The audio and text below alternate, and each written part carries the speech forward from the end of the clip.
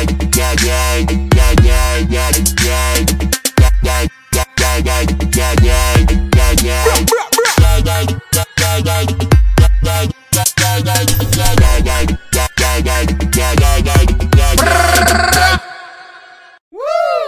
guys, welcome to my vlog. For today's video, we will open the box from Adidas and Level Shoes. This month of August, Adidas released this item. That's why I order from Adidas application and Level Shoes application. So hulaan nyo guys kung ano to.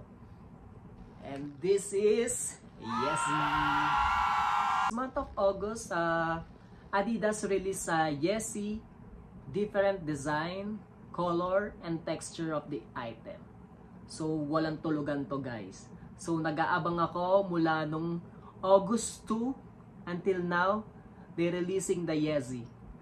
So sa Adidas app, kailangan nakaabang ka. Kasi katulad ng Yeezy slide na kulay cream, naubos siya kaagad. Kahit nag-aabang ako until 12 midnight, ubos na siya. So dapat iyon yung bibilin ko. Kaya lang naubusan ako ng size. So ang available na lang that time is 37. So hindi na siya available for my size. So that's why I ordered these two items. So let's unbox it. So I ordered the first boxes from Level Shoes. So let's check it out. So nag-order ako ng sapatos from Level Shoes kasi sa Level Shoes pwede mo siyang i-cash on delivery. But meron siyang tubo or meron siyang additional payment, maybe 20 real only. So that's why I choose Level Shoes because I pay this on cash on delivery. So let's check it out.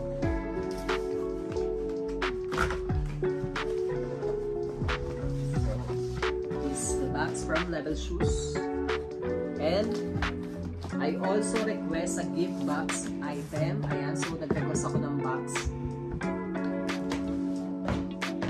So mahilig ako mag-request ng for gift box kasi pag may bibigyan ka, so dito muna lang ilalagay. So mas maganda to.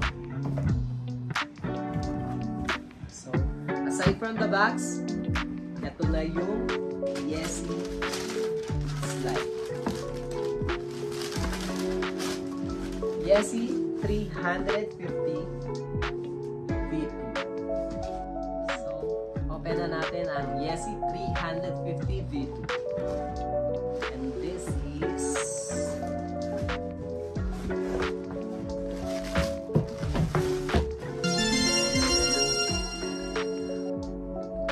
so I have black already, the V2.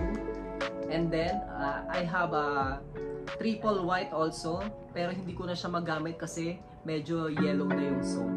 So nag-iiwas ako sa mga white sole na Yeezy kasi ang pangit niya pagka naluluma. So medyo naiiwan yung sole niya. So nagiging yellowish yung kulay.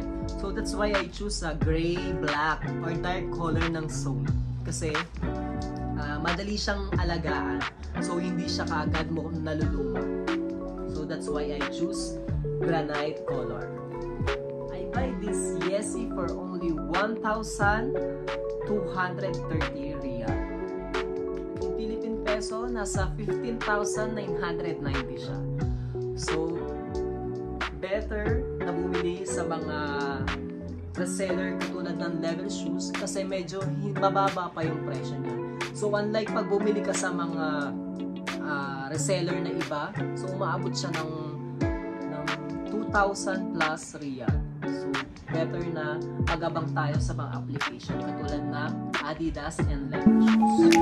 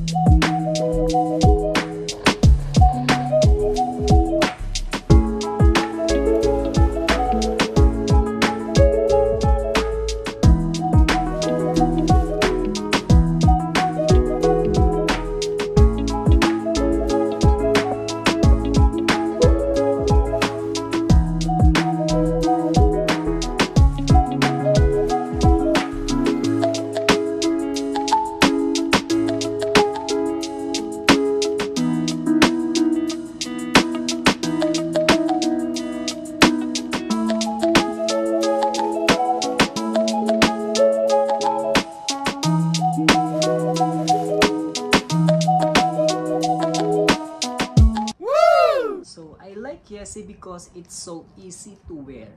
So, very comfortable sa paa. Tsaka very soft yung inside niya. So, I like it very well.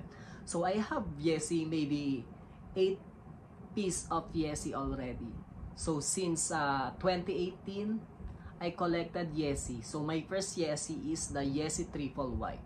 So, ngayon hindi ko na siya masuot kasi medyo maitim na yung sole niya. So, nagko-collect ngayon ako ng Yesi ng mga dark color. So, ayoko na ng white kasi mahirap siyang i-maintain. So that's why I collect the dark color of Yesi. Sa pag-maintain naman ng sole ng Yesi, so maganda gumamit tayo ng mga Cure shoe cleaner. So pupunasan mo lang siya and then gumamit ka ng rag na microfiber. So para siya ma-maintain niya yung sole niya.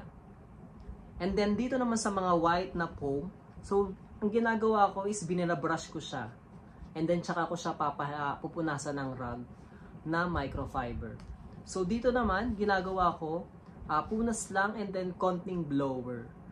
Tapos lagyan mo rin siya ng shoe para hindi siya ma-deform. So may nabibili nun sa mga Japan Home Center or Daiso or kahit sa mga Shopee or Lazada na item na yun para hindi siya ma-deform.